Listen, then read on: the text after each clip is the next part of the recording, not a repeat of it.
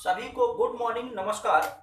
आज हम chemical kinetics के लेक्चर नंबर 13 पर आपसे बात करेंगे, जिसमें जो कंप्लीट डिस्कशन होगा that will be about the activation energy. क्या होगा? Activation energy. तो चलिए स्टार्ट करते हैं। कुछ एग्जांपल्स लेते हुए हम इस पर बात करते हैं। जैसे हमारे पास क्या दिया, एक रिएक्टेंट दिया है और रिएक्टेंट से क्या बनता है बेटा? प्रोडक्ट बनता है। क्या बनता है? प्रोडक्ट बनता है। तो होता क्या है, जो रिएक्टेंट के पास खुद की एनर्जी होती है उसे बोलते हैं that is the potential energy. Similarly the energy possessed by the product is called the potential energy of the product। लेकिन ये जो एनर्जी रिएक्टेंट के पास होती है that is not sufficient for the product formation. Product formation के लिए ये energy sufficient नहीं होती। तो ऐसी कंडीशन में आप क्या करते हैं, कुछ एक्स्ट्रा एनर्जी देते हैं ताकि जो कोलिजन हो वो इफेक्टिव हो और एनर्जी बैरियर को पार करके रिएक्टेंट प्रोडक्ट का फॉर्मेशन कर सके। तो उसे हम क्या बोलते हैं? That is known as activation energy. फिर से बात को आप समझें, रिएक्टेंट के पास जो खुद की एनर्जी होती है जनरली उसे हम बोलते हैं that is potential energy of the reactant, but this is not sufficient for the product formation, so there is a need of the extra energy so that effective collision takes place and they can pass the energy barrier and product can be form, ताकि product आपका बन सके। तो थोड़ा इसी बात को हम लिखते हुए यहां पर चलते हैं। हमने क्या बताया, पहले आप समझें। The energy possessed by reactant in normal condition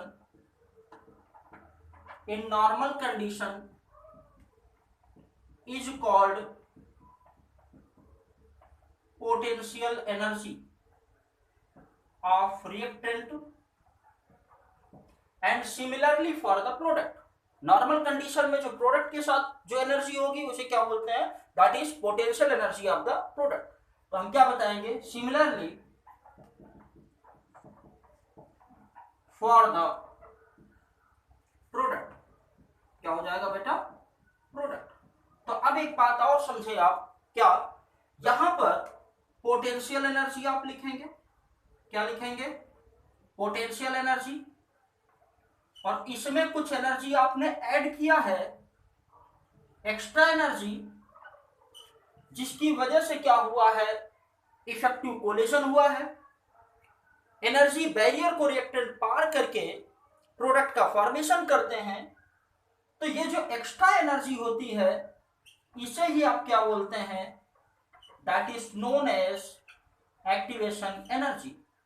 और ये पोटेंशियल एनर्जी और एक्स्ट्रा एनर्जी, जिसको आप एक्टिवेशन एनर्जी कहते हो, इसका सम क्या कहलाता है? That is known as threshold energy. क्या कहलाता है बेटा? Threshold energy. तो आप लिख सकते हो क्या? That is E R energy of reactant plus E A energy of activation energy, that is equal to E T means threshold energy. तो थ्रेशोल्ड एनर्जी क्या, इस बारे में भी बात होती है। तो एक्टिवेशन एनर्जी बराबर हम लिख सकते हैं क्या? क्या लिख सकते हैं? Threshold energy minus energy of the reactant और the potential energy of the reactant. फिर से बात को आप समझें, हमने क्या बताया? जो रिएक्टेंट होते हैं उनके पास नॉर्मल कंडीशन में इतनी एनर्जी नहीं होती कि वो प्रोडक्ट का फॉर्मेशन कर पाए। तो उनके पास जो नॉर्मल कंडीशन में एनर्जी होती है that is known as potential energy. Similarly in the case of product उसे बोलेंगे प्रोडक्ट की पोटेंशियल एनर्जी।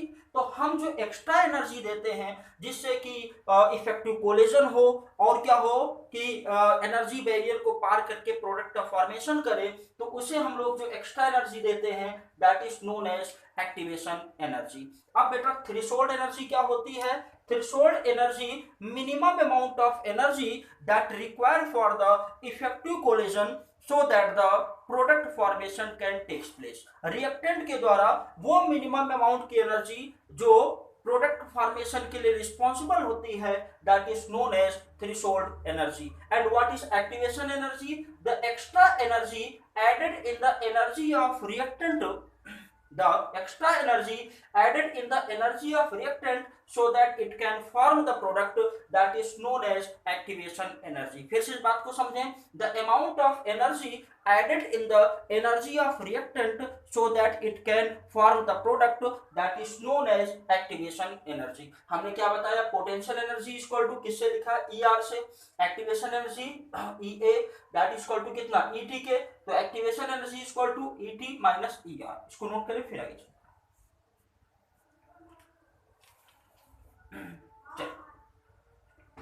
थोड़ा सा डिफिनीशन देखते हुए चलेंगे.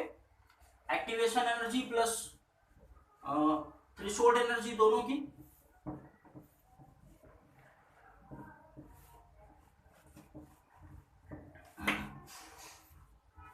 चलिए आगे हम बात करेंगे, थोड़ा सा डिफिनीशन पर आएंगे किसकी, एक्टिवेशन एनर्जी की. क्या होती है, the extra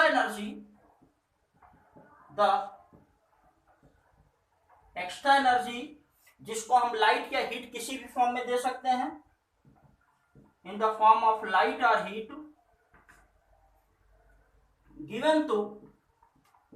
given to reactant so that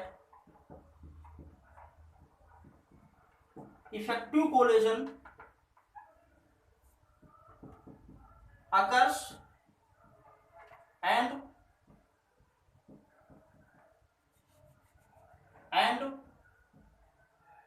pass the energy barrier को पार कर जाए एंड फॉर्म प्रोडक्ट का फॉर्मेशन कर ले. तो इसको हम लोग क्या बोलते हैं, activation energy. It is represented by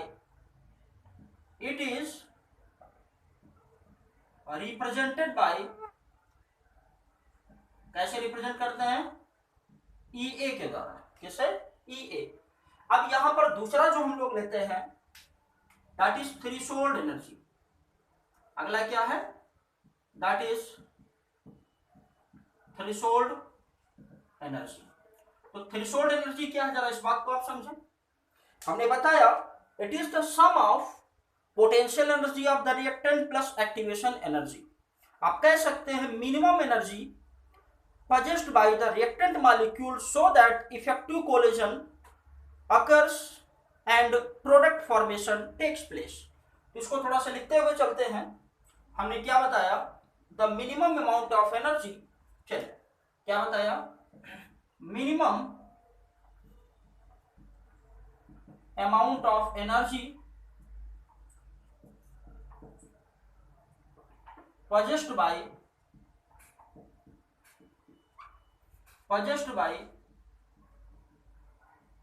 reactant so that product formation can takes place. Product formation can takes place. ठीक है बेटा, इसको आप नोट करें. और इसको नॉर्मली हम लोग कैसे लिखते हैं, ET से लिखते हैं. कैसे लिखते हैं, ET से. चलिए नोट करिए फिर आगे चलते हैं.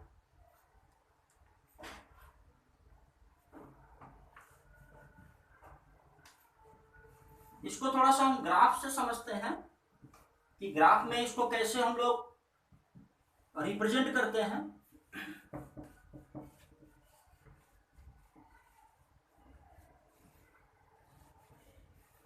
चलिए समझिए.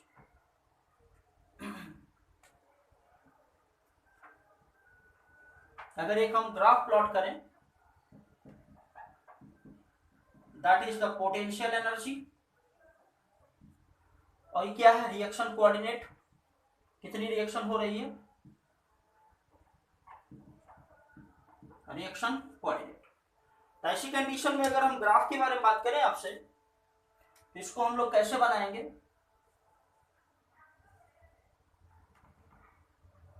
ये हो गया. तो ऐसी कंडीशन में हम क्या बताएंगे, दैट इज द, ये एनर्जी क्या है, that is known as ER.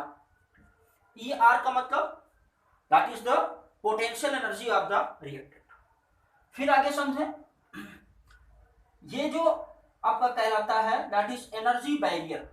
ये क्या कहलाता है? That is the energy barrier. Energy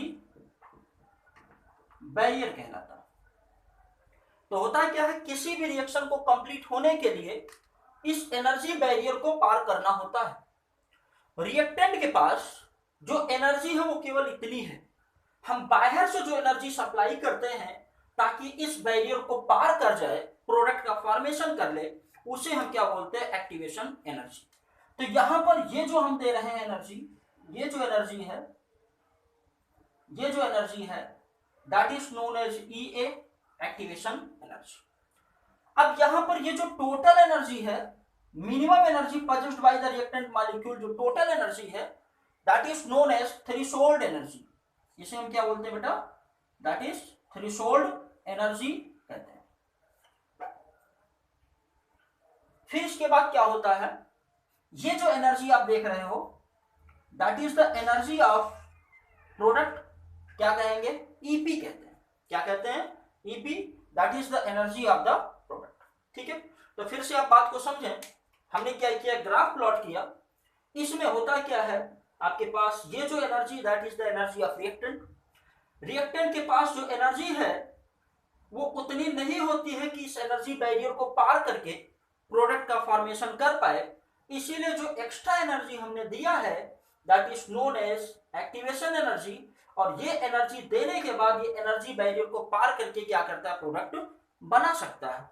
अब एक बात समझिए, होता क्या है, इस बात को आप समझें। होता क्या है, रिएक्टेंट से यहां पर जो बनता है दैट इज एक्टिवेटेड कॉम्प्लेक्स बनता है। यहां पर क्या बनता है? एक्टिवेटेड कॉम्प्लेक्स बनता है। तो ऐसी कंडीशन में रिएक्टेंट से कहां पर जा सकता है? Activated complex. और फिर इससे क्या बनता है? प्रोडक्ट बनता है। क्या बनता है? प्रोडक्ट का फॉर्मेशन होता है। मतलब ये हुआ कि यहां के बाद जरूरी नहीं है रिएक्शन आपकी हो ही जाए, हो सकता है रिएक्शन आपकी बैक भी हो सकती है। इसीलिए हमने क्या किया? ये रिएक्शन लिखा। तो इस बात को थोड़ा सा ध्यान रखेंगे। तो क्या करेंगे, जो टोटल एनर्जी है यहां से लेकर यहां तक that is known as threshold energy. और ये जो एनर्जी रिएक्टेंट की है that is the potential energy. और ये जो आपके एनर्जी दिया हुआ है, ये जो एनर्जी है दैट इज एक्टिवेशन एनर्जी।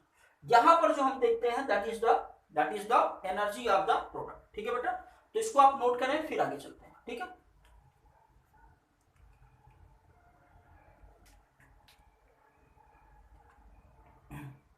चलिए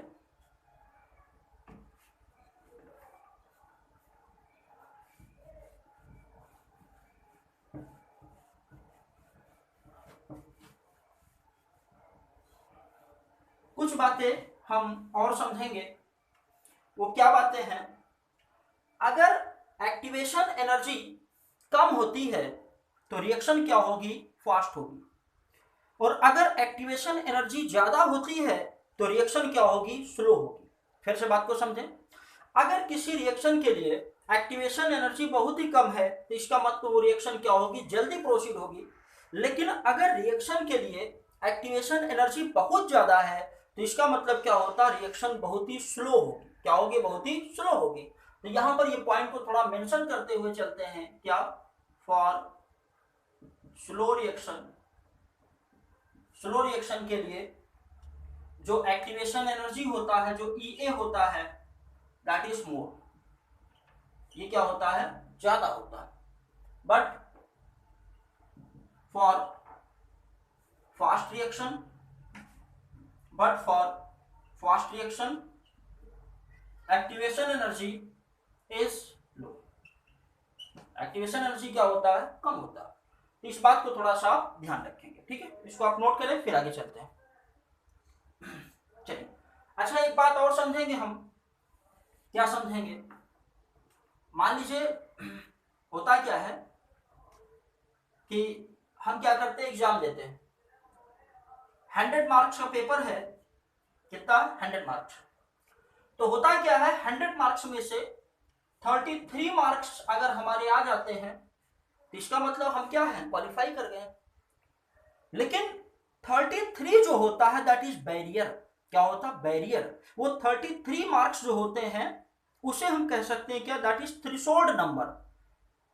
और जो एनर्जी होनी चाहिए वो थ्रेशोल्ड नंबर से थोड़ा ज्यादा ही होना चाहिए, लेकिन अगर थ्रेशोल्ड नंबर तक भी है तो हो सकता है रिएक्शन पॉसिबिलिटी की, लेकिन आप एक्यूरेट नहीं कह सकती, रिएक्शन हो ही जाएगी। समझ रहे आप? तो ऐसी कंडीशन में 33 मार्क्स क्या कहलाते हैं? That is known as threshold number. क्या कहलाते हैं बेटा? Threshold number. तो होता क्या है, अगर मान लीजिए हम एग्जाम क्वालिफाई करना चाहते हैं, हमने अपने मन से एग्जाम दिया, तो हमने अपने मन से एग्जाम दिया तो ऐसी कंडीशन में हमको कितने मिलते हैं? 20 मार्क्स मिलते हैं। और 20 मार्क्स मिलते हैं तो ऐसी कंडीशन में क्या होते हैं? वो फेल हो जाते हैं। तो ये जो 20 मार्क्स थे वो क्या है? That is the energy of the reactant, मतलब वो हमारी एनर्जी है। तो इसमें जो हम एक्स्ट्रा एनर्जी दे रहे हैं 13, वो क्या है? जो एक्स्ट्रा एनर्जी जोड़ी है आपने that is known as activation energy. जो एक्स्ट्रा एनर्जी आपने दिया है दैट इज नोन एज क्या? Activation energy. तो इस बात को आप थोड़ा सा समझेंगे कि जो एक्स्ट्रा एनर्जी आप सप्लाई करते हो that is known as activation energy. ठीक है बेटा? अब एक बात और समझेंगे हम। क्या समझेंगे? होता है क्या है, मान लीजिए दो बंदे हैं, एक ए है और एक क्या है? बी है। दोनों ने एग्जाम दिया और एक को मिलते हैं कितने? 20 मार्क्स मिलते हैं। और एक को मिलते हैं कितने? एक को मिलते हैं कितने? 15 मार्क्स मिलते हैं। कितने? 15। तो होता है क्या? Both are fail. दोनों क्या होते हैं? फेल हो जाते हैं। क्यों? क्योंकि चाहिए कितने? चाहिए हमको 33 मार्क्स। 100 नंबर का पेपर है तो 33 नंबर हमें चाहिए। तो होता क्या है कि ये जो 20 मार्क्स पाया है अपनी मेहनत से पाया है, और ये भी क्या है? अपनी मेहनत से पाया है, लेकिन हमें इसे 33 पहुंचाने के लिए हमें इसमें कितना ऐड करना पड़ेगा? इसमें 13 ऐड करना पड़ेगा, और यहां पर हमें ऐड करना पड़ेगा कितना? 18 ऐड करना पड़ेगा। तो ये 20 नंबर पाया है, ज्यादा नंबर पाया है। तो ज्यादा नंबर पाया है इसका मतलब ये बच्चा कैसा है? फास्ट है। और ये 15 नंबर पाया है, कम नंबर पाया है, तो ये क्या है? ये स्लो है। तो यही बात को हम समझाना चाहते हैं। अब यहां पर जो फास्ट बच्चा है उसको कितने नंबर चाहिए एक्स्ट्रा? 13 नंबर। लेकिन जो स्लो बच्चा है उसको कितना चाहिए? 18 नंबर चाहिए। कितना चाहिए? 18। तो जो स्लो बच्चा होगा उसको ज्यादा एनर्जी चाहिए, जो फास्ट बच्चा है उसको कम एनर्जी चाहिए। तो यही बात हमने लिखी, for the slow reaction activation energy is more, but the fast reaction activation energy क्या होनी चाहिए? लो होनी चाहिए। तो इस बात को थोड़ा सा आप ध्यान रखेंगे। ठीक है? तो इसको आप नोट करें, फिर आगे हम चलते हैं। ठीक है? हमने क्या बताया? ए और बी दोनों ने पेपर दिया, इसको 20 नंबर मिलते हैं, इसको 15 नंबर मिलते हैं। तो होता क्या है? दोनों क्या होते हैं? फेल होते हैं। लेकिन इसको ज्यादा नंबर मिलते हैं, तो इसका मतलब ये फास्ट बच्चा, ये तेज है, और ये क्या? स्लो है। तो जो फास्ट बच्चा है उसके लिए एक्टिवेशन एनर्जी कम है, लेकिन जो स्लो है उसके लिए एक्टिवेशन एनर्जी क्या है? ज्यादा है। ठीक है? तो इसको आप नोट करें, फिर आगे चलते हैं। चलिए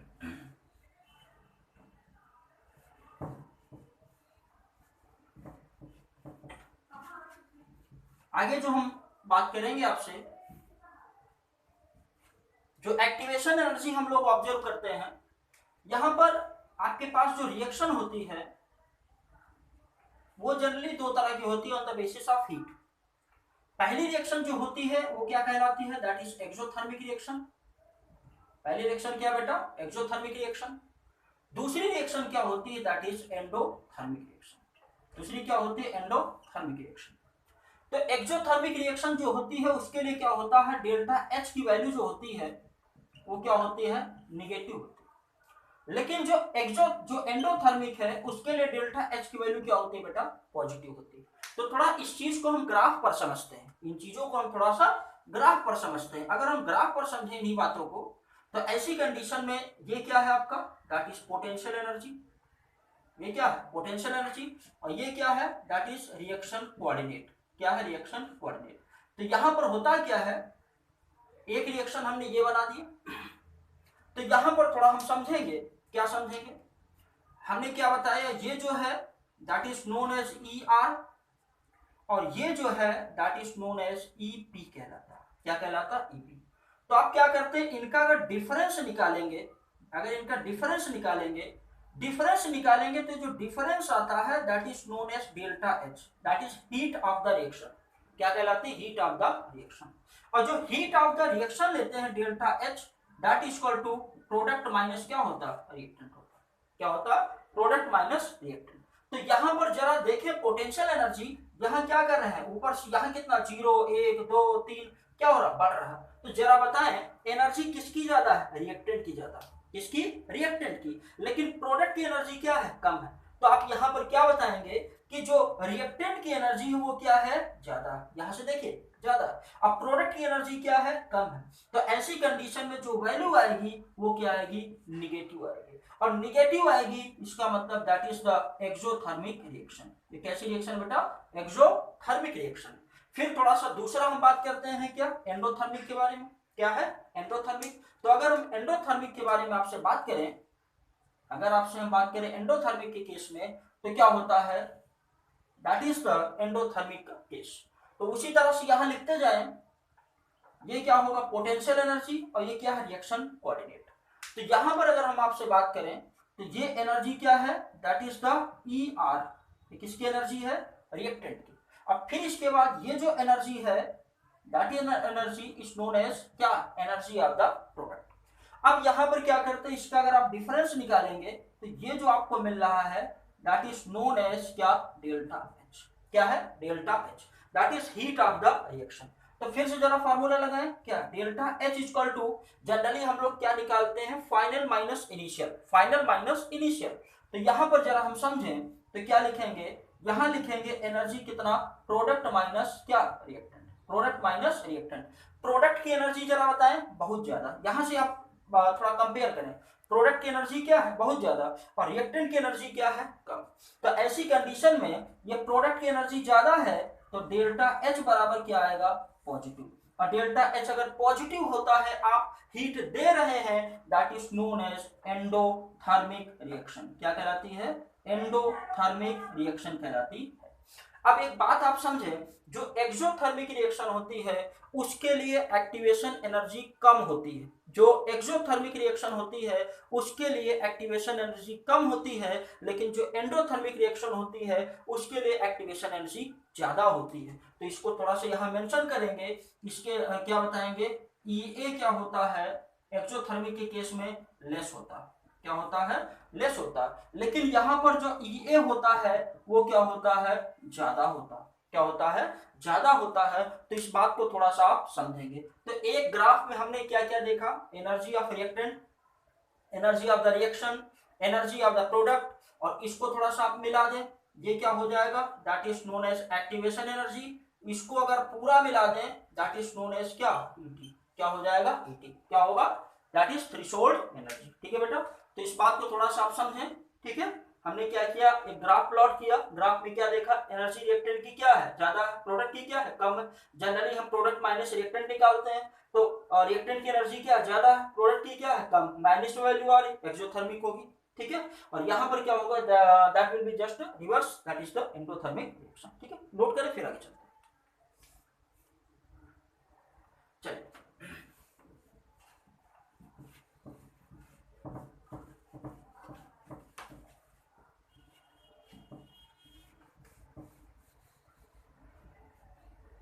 अब थोड़ा सा एक बात और समझेंगे। वो क्या बात है? For the reversible reaction. किसके लिए? रिवर्सिबल रिएक्शन के लिए। अगर रिवर्सिबल रिएक्शन होती है तब कैसे हम ग्राफ प्लॉट करेंगे, जरा इस बात को आप समझें।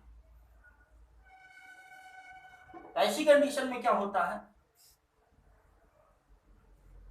ये हम क्या करते हैं? एक ग्राफ बनाते हैं, एक एनर्जी प्रोफाइल। तो यहां पर ये एनर्जी क्या है? That is known as EP. ये क्या है बेटा? That is E R. ये जो है that is the energy of the क्या? एक्टिवेशन एनर्जी फॉर द किसके लिए? Forward reaction. Activation energy for the forward reaction. लेकिन ये जो आप देख रहे हो that is the activation energy for the backward reaction. E, a माने एक्टिवेशन एनर्जी और बी मतलब बैकवर्ड रिएक्शन।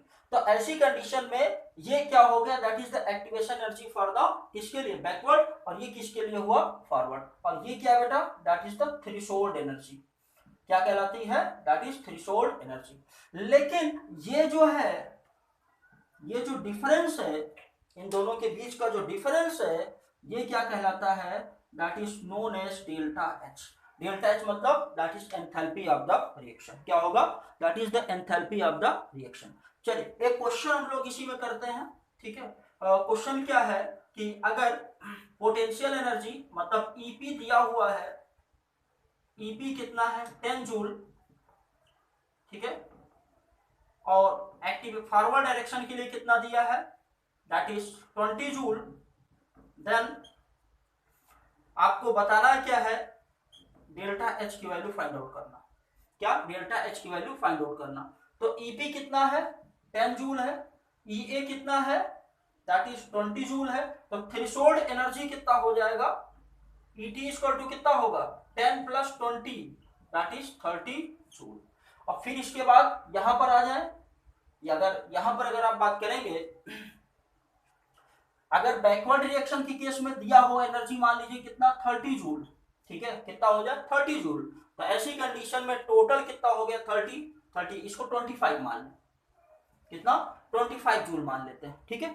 25 जूल अगर इसको हम मान लें किसके लिए, बैकवर्ड के लिए, तो आपसे क्या पूछा जा रहा है, आप बताएं क्या potential energy of the product. तो टोटल कितनी हो गई ईटी 30।